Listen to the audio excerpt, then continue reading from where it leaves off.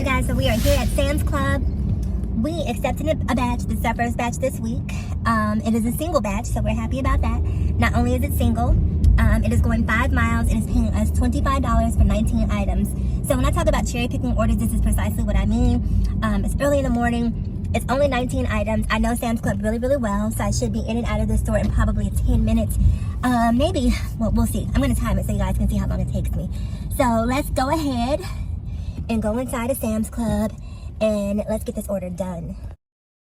Okay, so welcome back to the official day 16 of the holiday hustle. And if you have been keeping up with these videos, you know that your girl has been inconsistent, okay? And not inconsistent because I want to be inconsistent, but inconsistent because the money hasn't been moneying. And if we're not making money, I'm simply not doing it, okay?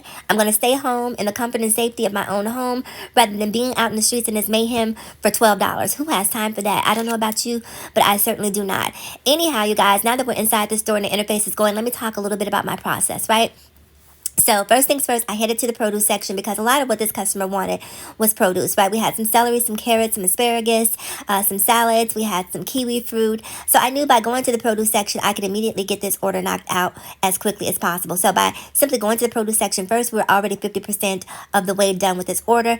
The goal was to be in and out of the store within 10 to 15 minutes based on the amount of the order. If memory serves me correctly, this was paying us $23. And so it couldn't take me more than an hour to finish this order. Otherwise, I would not be making my quota of $25 an hour. So anyhow, speaking of $25 an hour, if you're an Instacart shopper and you are not making, well, first things first, right? You need to determine how much is your time worth, okay? How much is your time worth? Are you a $5 girl? Are you a $10 hour girl? Are you a $15 hour girl? I'm not. Absolutely, I'm not. So for me, the rate that I look for is at least $25 an hour. That's on the low end. I need to at least be making $25 an hour. And that to me is not a lot of money for the amount of effort and work that goes into doing an Instacart batch. It's a lot of work, right? And a lot of the work is actually just waiting and your time being consumed, right? If I'm driving to a store and if you placed an order, customers, okay, let me talk to the customers for a second, right? If you've placed an order during rush hour, your tip needs to reflect that it is rush hour, right? Because I don't care that you have 5 or 6 items. I'm sitting in traffic, Austin traffic, for an hour to get the items that you want and you gave me a $5 tip. I'm not doing that, right? Again, I need to be making at least $25. And if you can't afford to tip according to the time of day it is, at least have the common sense to order during non-rush hour times. Don't come up here during the peak times with these weak tips because no one wants them.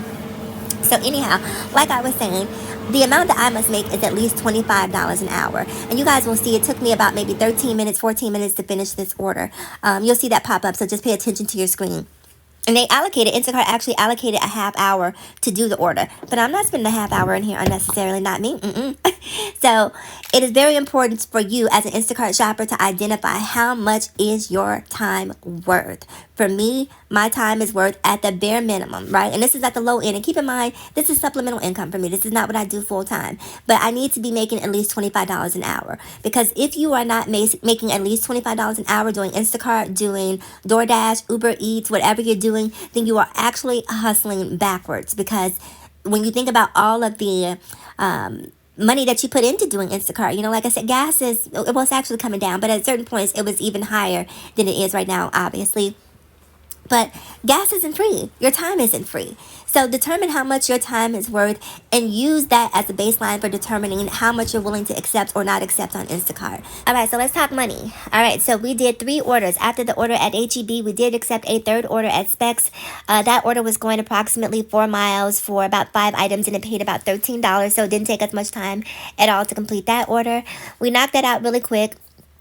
And that was it. So our total for the day was $66.04. This is the first time we went out this week.